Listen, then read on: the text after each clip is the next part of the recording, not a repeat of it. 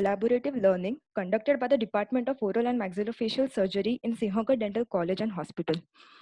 So the topic for today is summer short answer questions which were asked in MUHS University examination in 2016. So before we start with the SAQs, I would like to present how an ideal short answer question should look. Basically, we divide it into three parts. The first part is the introduction. It will state about the topic in 1 or 2 sentences.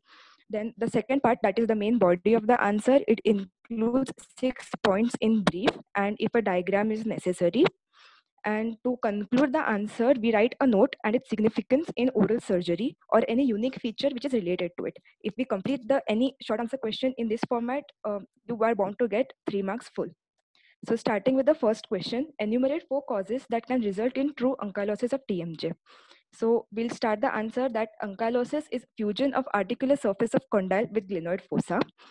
Now the causes are, first is joint infection. It may occur secondary to septicemia due to osteomyelitis or scarlet fever or tuberculosis. Second cause is direct spread of infection from adjacent areas. Third is diseases affecting joints such as rheumatoid arthritis, osteoarthritis, or degenerative changes.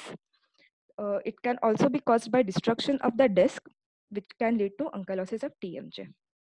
Fourth cause is a high percentage of TMJ ankylosis is seen due to trauma. Whenever trauma is caused at birth because of forceps delivery.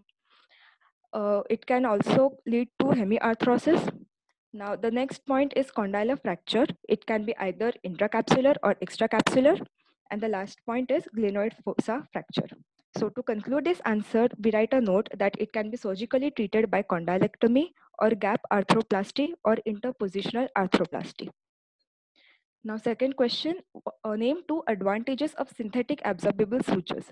Introduction is synthetic sutures originate from polymers of non-biologic origin. Example are nylon, polypropylene, polygalactane. The advantages are, in these sutures, the linkage is broken by hydrolysis. Therefore, no allergic reactions are seen. Second is, they are twice as strong as compared to the natural absorbable sutures and lose their tensile strength slowly, thus helping to hold the tissues together. And third advantage is they have excellent handling characteristics. Now, to conclude, the note is it can be either coated or uncoated, mono or multifilament, and size commonly used in oral surgery are 3-0 and 4-0. Now, the third question is name 2 advantages of lingual split bone technique.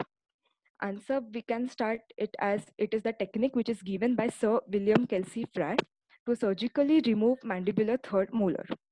The advantages are, first, it is quick and clean technique.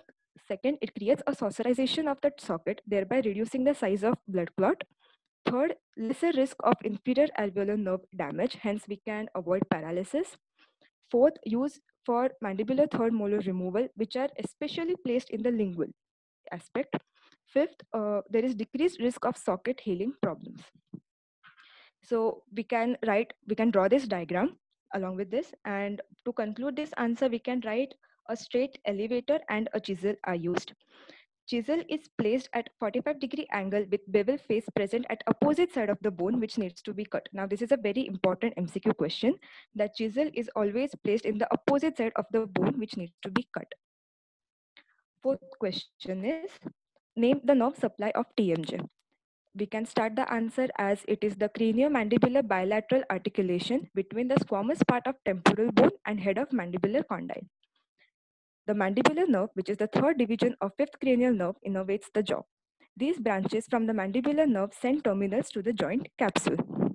Now the nerves are, the largest is the auriculotemporal nerve, which supplies the posterior, medial, and lateral parts of the joint. Second nerve is the masseteric nerve, and the third is a branch from posterior deep temporal nerve, which supplies the anterior parts of the joint. Now, this is the easiest diagram which can be easily drawn during exam. And to conclude the answer, we can write as Fraze syndrome. When auriculotemporal nerve parasympathetic fibers unite with the sympathetic fibers, it can happen either during surgery or injury or while injecting. And the clinical features of Fraze syndrome are there is sweating or flushing of skin seen while eating. Now, fifth question is, what is the hooding of eye? It is also called as ptosis. It is the sagging or drooping of eyelids. In a typical high-level Lefort 3, the line commences near the frontonasal suture, causing dislocation of nasal bones and disruption of cribriform plate of ethmoid bone. Hooding of eyes is seen as a clinical sign and symptom of Lefort 3 fracture. There may be tenderness and separation of frontozygomatic suture. It produces lengthening of the face and lowering of ocular level. Unilateral or bilateral hooding of eyes is seen. To conclude, we write a note. It is also seen in enophthalmos and is treated with sponges, silicone sheets, glass beads, and hydroxyapatite. Now, sixth question is, when is biopsy indicated? First, we answer this question with what is biopsy? It is the removal of tissue from a living subject for histological evaluation and analysis. The indications of biopsy are any lesion that persists for more than 15 days with no apparent etiologic basis, any inflammatory lesion that does not respond to any local treatment after 10 to 14 days, persistent hyperkeratotic changes in surface tissues, any persistent swelling or mass either visible or palpable beneath relatively normal tissue, inflammatory changes of unknown cause that persist for long periods, lesions that interfere with local functions, bone lesions not specifically identified by clinical and radiographic findings, any lesion that has the characteristic of malignancy. To conclude, we can write the types of biopsies, which are incisional, excisional, FNAC, that is fine needle aspiration cytology, exfoliative, frozen section, laser, drill, punch, curette, and brush biopsy. The seventh question is, name the disadvantages of marsupialization. It is also called as PASH 1, or decompression by creating a surgical window in the wall of cyst and evacuating the cystic contents. The disadvantages are, first, pathologic tissue is left in situ. Second, histologic examination of entire cystic lining is not done. There is prolonged healing time, inconvenience to the patient, prolonged follow-up visits. Periodic irrigation of cavity, regular adjustment of plug, periodic changing of pack. Secondary surgery may be needed if there is recurrence. Formation of slit-like pockets that may harbor foodstuffs. Risk of invagination and new cyst formation. This is the diagram which we can draw along with this answer. And to conclude, we can write, when marsupialization is followed by enucleation, it is called as pass-through technique and is the most likely operation conducted to avoid recurrence of cysts. Eighth question is, name the types of odontogenic tumor. First of all, we'll start with the definition of what odontogenic tumor is. It is a swelling without inflammation caused by abnormal growth of tissue even after the cessation of the stimulus which caused it to grow, of odontogenic origin. They can be broadly classified as benign and malignant. First, we'll see for the classification of benign odontogenic tumors. It is broadly classified as A, that is odontogenic epithelium with mature fibrous stroma without odontogenic ectomesenchyme. The examples are ameloblastoma, which can be either multicystic or peripheral or desmoplastic type. We can also include calcifying epithelial odontogenic tumor, that is CEOT, and adenomatoid odontogenic tumor, which is the most common tumor seen in the anterior part of maxilla, and OKC. Second is odontogenic epithelium with odontogenic ectomesenchyme with or without hard tissue formation, that is mixed odontogenic tumors. The examples are ameloblastic fibroma, ameloblastic fibroodontoma, odontoma, and the subtypes like compound and complex, odontoameloblastoma, and calcifying cystic odontogenic tumor.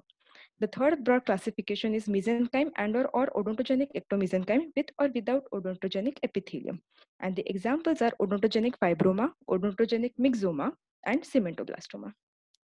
These were the benign ones. And now to include the malignant ones, the examples are malignant ameloblastoma, intraosseous carcinoma, clear cell odontogenic tumor, and ghost cell odontogenic tumor. The ninth question is, name the 5 symptoms of rich orovantral communication. First, we write, what is orovantral communication? It is an unnatural communication between the oral cavity and maxillary sinus. The symptoms of orovantral communication are 5 E's. This is the easiest way to remember them. They all start with E. First is escape of fluids, that is from mouth to the nose on the side of extraction. It happens when patient rinses or gargles. Second is epistaxis. It can be unilateral, that is due to blood in sinus escaping through ostium into the nostril. Third is escape of air from mouth into the nose on sucking, inhaling, or drawing on a cigarette or puffing the cheeks. Fourth is enhanced column of air, causing alteration in vocal resonance and subsequently change in the voice. Fifth is excruciating pain in and around the region of the affected sinus as local anesthesia begins to wear off. This is the diagram which we can draw to show orovagal communication. And to conclude this answer, we write a note that it should be treated as early as possible. And we mention these techniques. That is, first is von Rehrmann's buccal flap surgery. Second is intranasal antrostomy. Third is Ashley's operation. And fourth is Caldwell loop operation. Now the last question is name the boundaries of the lateral pharyngeal space. We start the answer as it is the potential cone-shaped space or cleft. Now the boundaries are as such. First, superiorly, there is base of skull, petrous portion of the temporal bone with foramen lacerum and jugular foramen. Inferiorly, we have the hyoid bone. Anteriorly, it is bounded by pterygomandibular raphe. Laterally, it is bounded by ascending ramus of mandible, insertion of medial pterygoid, and medial surface of deep lobe of parotid gland along with their covering fascia.